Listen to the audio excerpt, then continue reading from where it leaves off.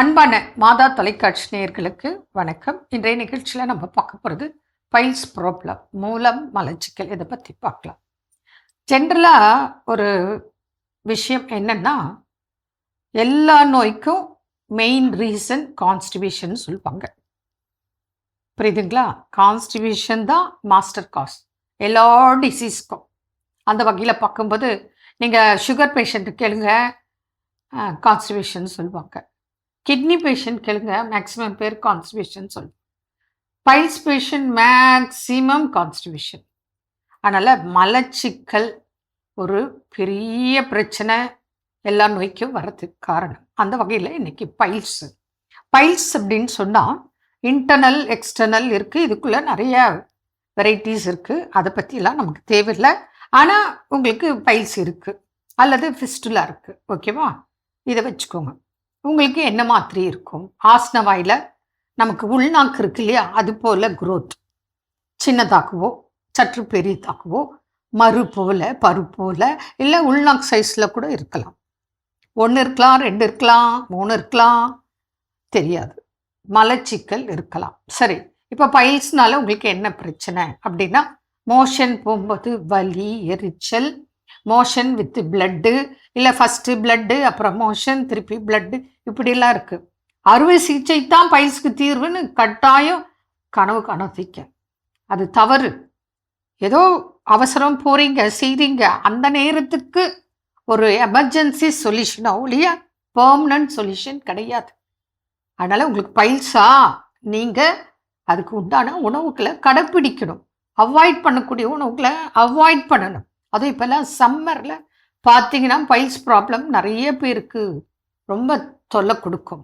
அரிப்பு இருக்கும், அப்புறம் வலி இருக்கும், ப்ளீட் ஆகும், மோஷன் போகும்போது ரொம்ப கஷ்டமாக இருக்கும்.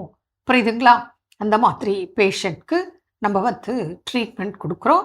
சில டிப்ஸ் கூட சொல்கிறேன் உங்களுக்கு. இப்போ நல்லா குளிர்ச்சியான உணவுகளை எடுத்துக்கணும். அதே போல் வாரத்துக்கு 2 நாள் தலை முதல் கால் வரை எண்ணெய் தேய்ச்சி குளிங்க.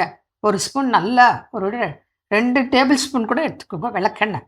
பெரிய வெங்காயம் இருக்குல்ல, அதை உரிச்சிட்டு கழுவிட்டு ரவுண்டாக கட் பண்ணி அந்த எண்ணெயில் வதக்கிடுங்க, அதை சாப்பிடுங்க. முக்கியமாக பச்சை மிளகா, நான்வெஜ்ஜு, சீ ஃபுட்டு, சிக்கன் எடுக்காதீங்க. வேணால் மட்டன் சூப் ஒத்துக்கிறவங்க எடுத்துக்கலாம்.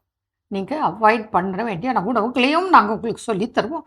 சாப்பிட வேண்டிய உணவுகளை நீங்கள் சாப்பிடணும். இப்போ இளநீர் சாப்பிடலாம், மோர் சாப்பிடலாம், நன்னாரி சர்பத் சாப்பிடலாம், பாதாம் பிசின் சாப்பிடலாம், அத்திப்பழம் சாப்பிடலாம், மாம்பருப்பு இருக்கு இல்லையா, அதை அரைச்சி தேன் கலந்து சாப்பிடலாம்.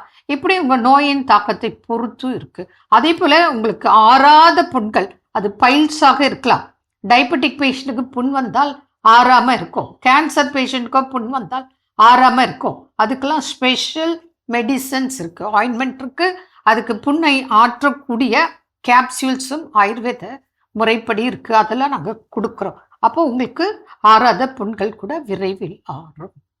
அதே போல் மேக்சிமம் நான் சொல்கிறேன், நீங்கள் கடைப்பிடித்தால் பைல்ஸ் ப்ராப்ளம் அறுவை சிகிச்சை இல்லாமல் குணமாக்கும் வழிமுறைகள் இருக்குது. நீங்கள் கடைப்பிடித்தால் பலன் பெறலாம். நிறைய உணவுகள் இருக்குது, பழங்கள் இருக்குது, காய்கள் இருக்குது, கீரைகள் இருக்குது. இப்போ துத்திக்கீரை இருக்குது, வெண்டைக்காய் இருக்குது, அத்திப்பழம் இருக்குது, மாதுளம் இருக்குது, கொய்யா இருக்குது, ஏகப்பட்ட உணவுகள் இருக்குது. அதெல்லாம் நீங்கள் வரும்போது A to Z ஒரு பக்கம் உங்களுக்கு உணவு எழுதி கொடுப்போம்.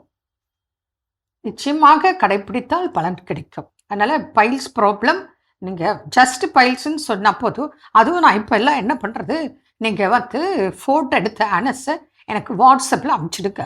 நீங்கள் வாங்க, அப்பாயின்மெண்ட் எடுக்க, இல்லை ஆன்லைனில் கன்சல்டேஷன். ஈஸியாக க்யூர் பண்ணக்கூடிய வழிமுறைகள் இருக்குது, கடைப்பிடிக்க. மீண்டும் நாளை சந்திப்போம். நன்றி. அன்னை மரியே வாழ்க.